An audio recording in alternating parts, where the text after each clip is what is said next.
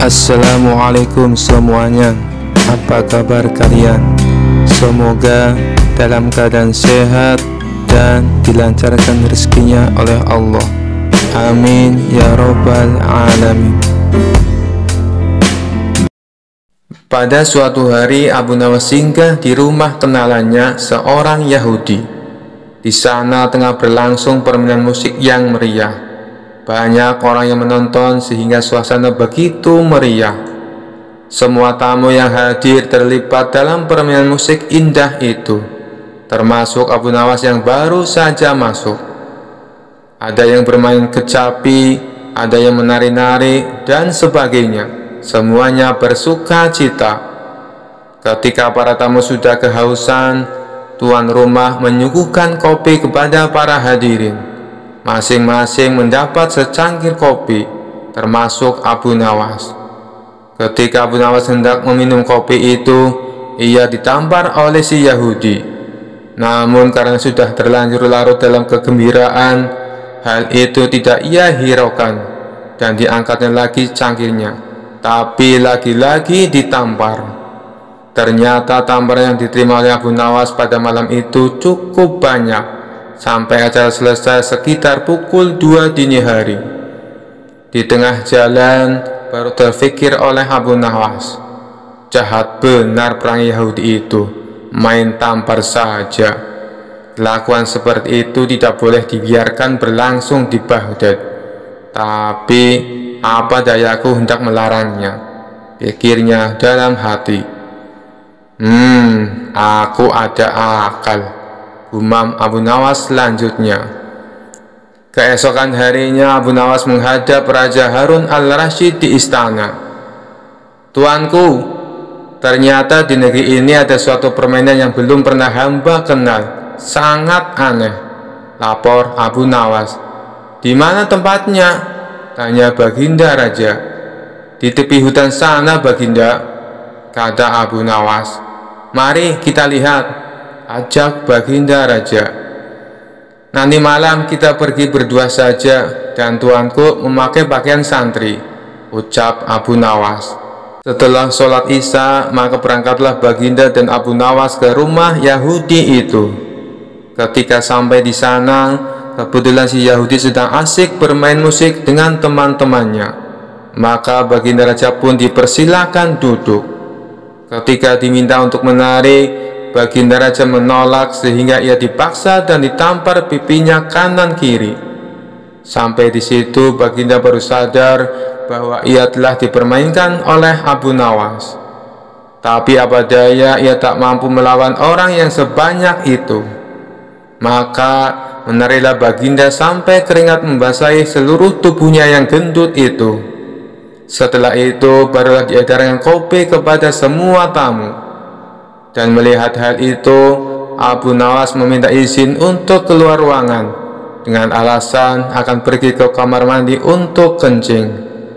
Biar Baginda merasakan sendiri peristiwa itu, karena salahnya sendiri tidak pernah mengetahui keadaan rakyatnya dan hanya percaya kepada laporan para menteri, pikir Abu Nawas dalam hati sembari meluncur pulang ke rumahnya.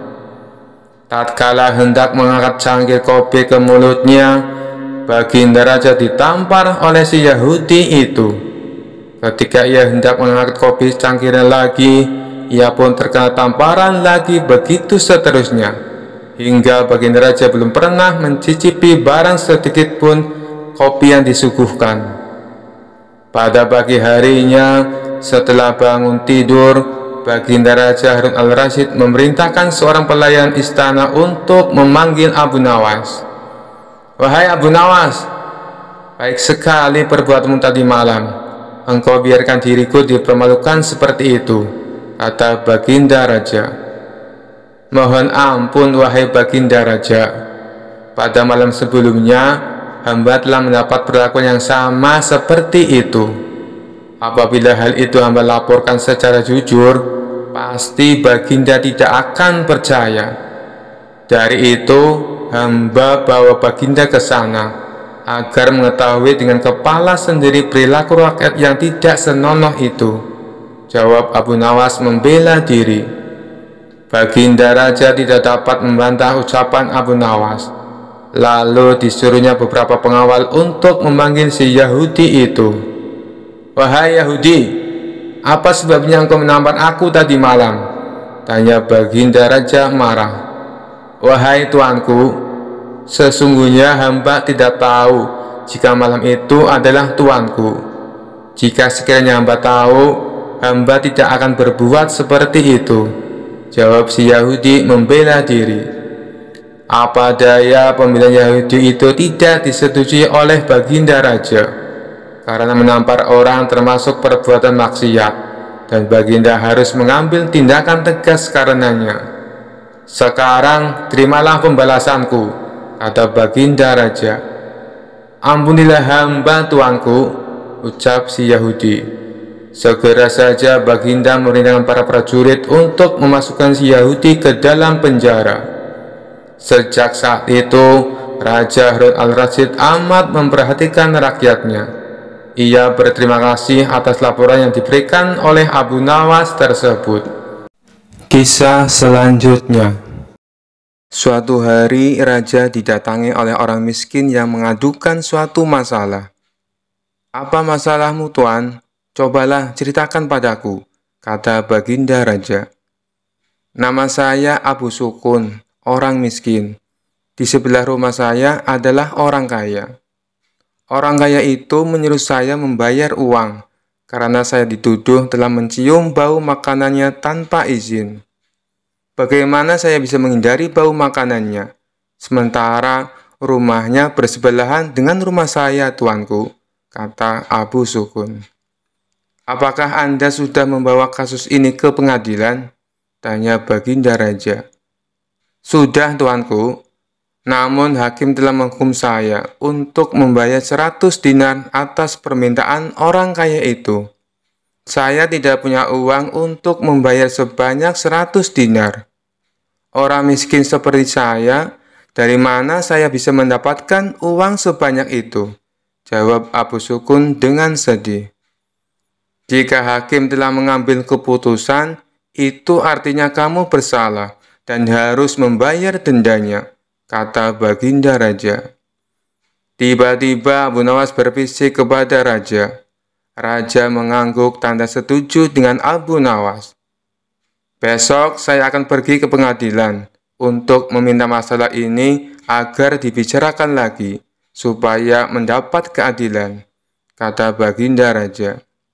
"Sudahlah, aku akan membantumu. Baginda ingin masalah ini diselidiki dan diadili dengan baik," kata Abu Nawas kepada Abu Sukun. Tengah malam, Abu Nawas meminta Raja untuk pergi ke rumah hakim. Tiba-tiba mereka mendengar percakapan di rumah hakim. Dengan cepat, Abu Nawas dan Raja bersembunyi sambil mendengarkan percakapan dari dalam rumah hakim. "Saya mendengar Raja ingin kasus saya dibawa ke pengadilan lagi.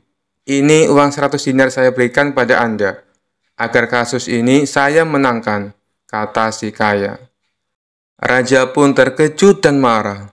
"Besok kita harus pergi ke pengadilan, dan tuanku harus menjadi saksi atas perbuatan mereka," kata Abu Nawas. Keesokan harinya di pengadilan, "Tuan Hakim, Abu Sukun telah mencium bau makanan dari rumah saya tanpa izin. Sebagai bukti, Abu Sukun semakin gemuk, sementara saya semakin kurus. Itu tidak adil, dan saya meminta agar Abu Sukun membayar 100 dinar untuk bau makanan yang sudah diciumnya," kata orang kaya. Di pengadilan, Abu Nawas adalah pengacara Abu Sukun. Abu Nawas berkata, "Tuan Hakim, tidak adil jika Abu Sukun dihukum hanya karena mencium bau makanan saja, sedangkan orang kaya ini yang memakan makanan dan merasa kenyang. Agar adil, saya usulkan supaya orang kaya ini dibayar dengan mendengar suara uang 100 keping dinar," kata Abu Nawas tegas. "Sementara uang 100 dinar harus diberikan kepada Abu Sukun karena telah difitnah. Dan hakim sendiri akan dihukum oleh raja karena memakan 100 dinar uang suap dari orang kaya itu," kata Abu Nawas. Hakim pun kaget dan sangat malu ketika tindakannya juga terungkap. "Benar, Hakim. Aku telah melihat dan mendengar dengan jelas tentang penipuanmu tadi malam," kata Baginda Raja. Raja Harun al-Rasyid sangat terkesan dengan penjelasan Abu Nawas dan memecat hakim karena tidak jujur dan memakan suap. "Ingat, menjadi hakim kalau tidak benar dan adil akan dijebloskan ke neraka," kata Abu Nawas sambil memberi nasihat. Baginda Raja senang dan memberikan banyak hadiah kepada Abu Nawas. Kisah selanjutnya.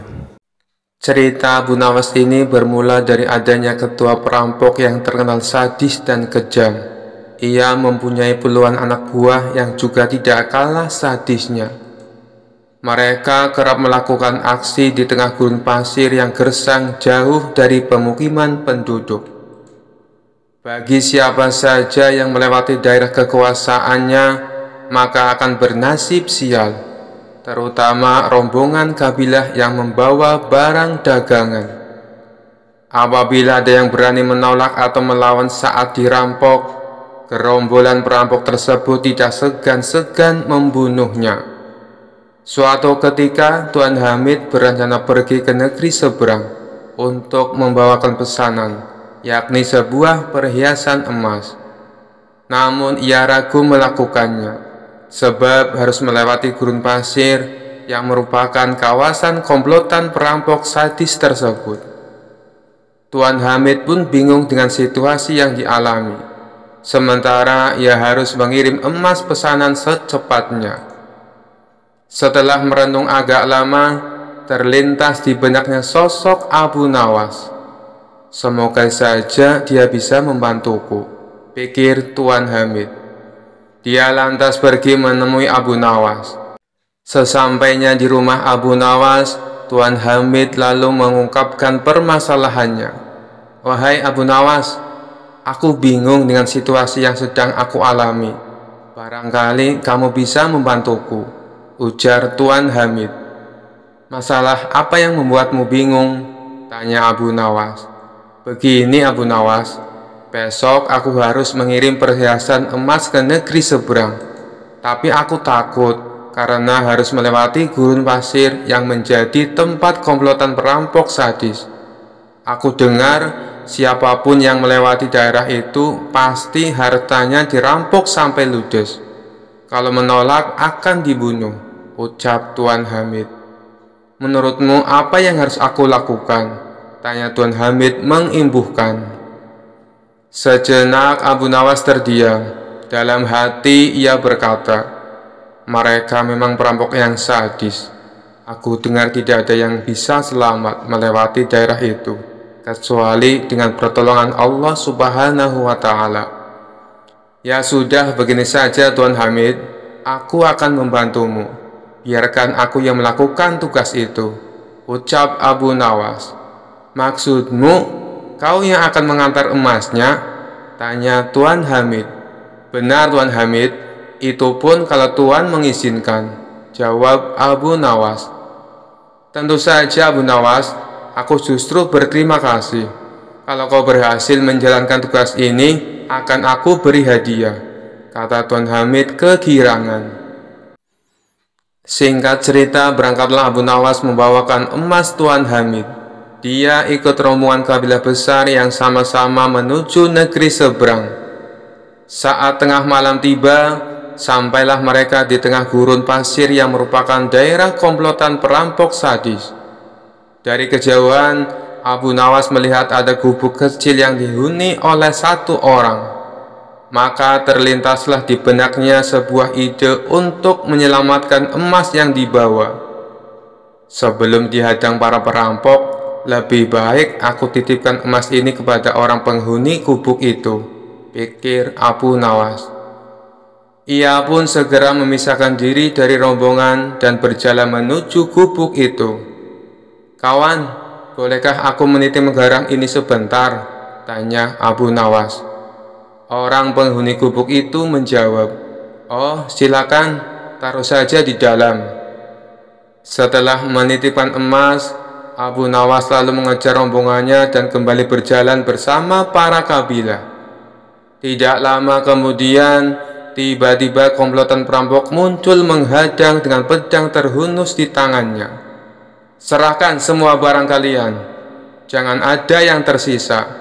Bila kalian melawan atau menolak, kami tidak segan-segan membunuh kalian," ancam komplotan perampok sadis itu. Rombongan kabilah pun terpaksa memberikan semua hartanya karena ketakutan akan dibunuh. Sedangkan Abu Nawas yang tidak membawa apapun hanya digeledah dan luput dari aksi perampokan. Ketika semua barang dan harta berhasil didapatkan, komplotan perampok ini lalu pergi meninggalkan Abu Nawas dan rombongan. "Alhamdulillah, emas yang kubawa bisa selamat," ucap Abu Nawas dalam hati. Kemudian Abu Nawas berniat kembali mendatangi gubuk tempat menitipkan emasnya. Setibanya di sana, terlihat komplotan perampok yang tadi beraksi juga berada di dalamnya. "Celaka, ternyata aku salah. Orang yang aku titipi emas justru ketua perampoknya," kata Abu Nawas kecewa. Sesaat Abu Nawas ragu dengan tawaran ketua perampok tersebut. "Kalaupun aku lari, pasti akan mudah ditangkap oleh mereka dan bisa-bisa dibunuh. Lebih baik aku datangi saja. Hanya kepada Allah aku meminta perlindungan," ucap Abu Nawas dalam hati. Lalu Abu Nawas memberanikan diri menghampiri mereka. "Tuan mau mengambil barang titipan Tuan?" tanya ketua perampok. "Benar, aku kesini berniat untuk mengambilnya," jawab Abu Nawas. "Ambillah dan segera tinggalkan tempat ini," ucap ketua perampok.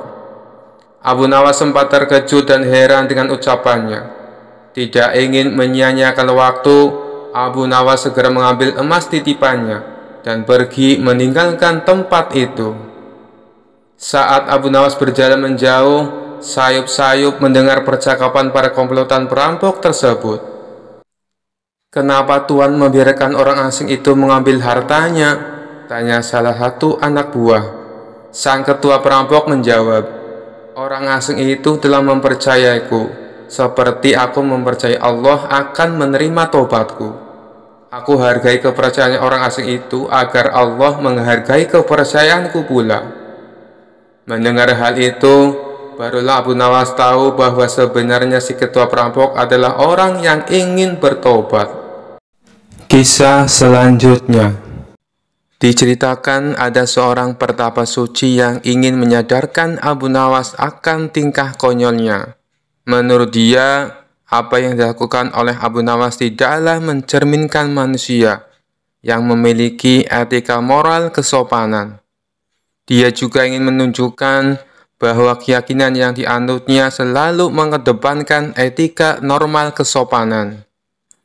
Tujuan si pertapa suci melakukan hal itu tidak lain dan tidak bukan supaya Abu Nawas tertarik dan mengikuti keyakinannya. Singkat cerita, maka berangkatlah si pertapa suci ke rumah Abu Nawas. Sesampainya di sana, ia langsung mengetuk pintu rumah Abu Nawas. Tatkala Abu Nawas membukanya, ia terkejut melihat seorang pertapa suci datang berkunjung. Lalu Abu Nawas mempersilakan masuk dan menanyakan maksud tujuan kedatangannya. Si pertapa suci secara terang-terangan mengatakan bahwa dirinya ingin mengajari Abu Nawas tentang etika norma kesopanan dalam bermasyarakat. "Wahai Abu Nawas, di dalam agama saya penuh dengan cinta kasih, dan memuliakan orang lain adalah suatu keharusan," kata si pertapa suci. "Begini Tuan, meskipun saya seorang muslim, saya tetap akan menghormati keyakinan Anda, dan saya tetap akan memuliakan Anda sebagai tamu saya," balas Abu Nawas. Rupanya di sepanjang obrolannya si pertapa suci tak henti-hentinya mendoktrin Abu Nawas untuk ikut ke dalam keyakinannya. Melihat gelagat seperti itu, Abu Nawas malah menggunakan kesempatan tersebut untuk mengerjai si pertapa suci. Tentunya dengan cara-cara yang konyol. Bagaimana kalau kita makan dulu? Tawar Abu Nawas. Oh, baiklah. Saya juga sudah lapar, balas Pertapa Suci.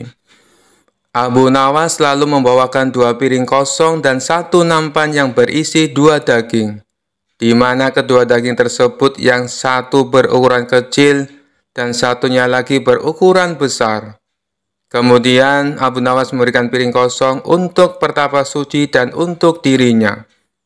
Setelah itu, Abu Nawas mengambilkan daging kecil ditaruh di piringnya si Pertapa Suci. Sedangkan untuk dirinya adalah daging yang besar. Bukan begitu cara yang benar, wahai Abu Nawas. Itu tidak sopan dan tidak beretika, tutur Pertapa Suci. Berarti caraku ini salah? Tanya Abu Nawas berpura-pura. Ya Abu Nawas, itulah tujuanku ke sini untuk mengajarimu bagaimana cara yang benar menghormati seorang tamu, jawab Pertapa Suci. Oh, begitu ya, balas Abu Nawas sambil mengembalikan kedua dagingnya ke nampan. Boleh aku bertanya, apa yang kau lakukan jika kau menjadi aku? Tanya Abu Nawas lagi. Begini caranya Abu Nawas, aku akan mengambilkan daging yang besar untukmu, kata si Pertapa Suci. Abu Nawas pun mengikuti dengan mengambil daging yang besar dan ditaruh di piringnya sendiri. Lalu aku akan mengambil daging yang kecil untuk diriku sendiri, lanjut Pertapa Suci. Abu Nawas menurutinya dengan mengambil daging yang kecil dan menaruhnya di piring Pertapa Suci. Silakan dimakan, ucap Abu Nawas langsung menyodorkan. Abu Nawas langsung memakan daging yang besar yang berada di piringnya, dan si Pertapa Suci terpaksa hanya mendapatkan daging yang kecil untuk dimakannya. Setelah selesai makan, Abu Nawas berkata, bukankah hasilnya sama saja dengan yang aku lakukan di awal tadi? Celetuk Abu Nawas. Tak lama Abu Nawas kembali berkata, apakah kau tahu tata cara makan? Tanya Abu Nawas. Oh, itu sangat mudah. Pertama, saya memanjatkan syukur atas rezeki yang aku dapatkan. Setelah itu, aku memakannya dengan perlahan, serta mengunyahnya dengan mulut tertutup. Jawab Pertapa Suci dengan yakin. Yang kamu lakukan itu salah, balas Abu Nawas. Kenapa salah? Itu sudah sesuai etika dan norma cara menghormati sebuah makanan, ujar Pertapa Suci tidak terima. Jelas saja itu salah. Harusnya kamu teliti dulu, apakah makanan yang kamu dapatkan dari cara yang halal atau cara yang haram. Bila kamu makan makanan yang haram dengan 1000 adab sekalipun, maka itu tidak akan memberi manfaat sama sekali. Makanan haram justru akan menyebabkan hatimu menjadi hitam, jelas Abu Nawas. Merasa dirinya malah dipermainkan Abu Nawas, si Pertapa Suci akhirnya pamit pulang dan pergi meninggalkan rumah Abu Nawas. Dikisahkan Abu Nawas kerap kali mendapat hadiah berupa pundi-pundi uang yang banyak dari Baginda Raja, karena selalu berhasil memecahkan kasus-kasus yang rumit. Rupanya hal ini mengundang rasa iri dengki oleh sebagian hakim istana yang berjumlah 5 orang. Mereka beralasan bahwa menangani kasus sudah jadi pekerjaan para hakim, bukan tugasnya Abu Nawas. Kelima hakim tersebut lalu berkumpul untuk membahas masalah ini. Enak saja Abu Nawas, dia mendapat hadiah yang seharusnya jadi milik kita, kata salah satu dari mereka. Benar, ini tak boleh dibiarkan. Ayo, kita ajukan protes kepada Baginda Raja, sahut yang lainnya. Maka kelima hakim ini menghadap Baginda Raja dan menyatakan keberatannya. Mendengar keluhan mereka, Baginda Raja menanggapinya dengan bijak. Kalian kan sudah mendapat gaji tiap bulannya, sedangkan Abu Nawas tidak mendapatkan. Jadi wajar kalau aku memberinya hadiah. Itu sebagai rasa terima kasih, karena telah membantu menyelesaikan masalah, tutur Baginda Raja. Tapi itu kan seharusnya sudah menjadi tugas kami. Kenapa Paduka berikan kepada Abu Nawas? Protes salah satu hakim. Saya tahu kalian orang pintar dan berpendidikan. Tapi kasus yang aku percayakan pada Abu Nawas butuh kecerdasan dan kebijaksanaan. Terang Baginda Raja. Soal kebijaksanaan, kami juga bisa Paduka yang mulia, ujar mereka. Karena mereka bersikukuh dengan pendiriannya, akhirnya Baginda Raja membuat sebuah tantangan. Baiklah, akan saya uji kalian dengan kasus yang sederhana. Jika kalian bisa memecahkannya, saya tidak akan lagi meminta bantuan Abu Nawas, kata Baginda Raja. Kemudian Baginda Raja perintahkan pelayan untuk membawakan papan tulis. Lalu di papan tulis tersebut Baginda Raja menggambar garis dengan panjang 100 cm. Sekarang masing-masing dari kalian maju dan perpendek garis ini, perintah Baginda Raja. Hakim pertama maju ke depan. Ia menghapus 20 cm dari garis itu dan kini menjadi 80 cm. Selanjutnya Baginda Raja mempersilakan hakim kedua untuk melakukan hal yang sama.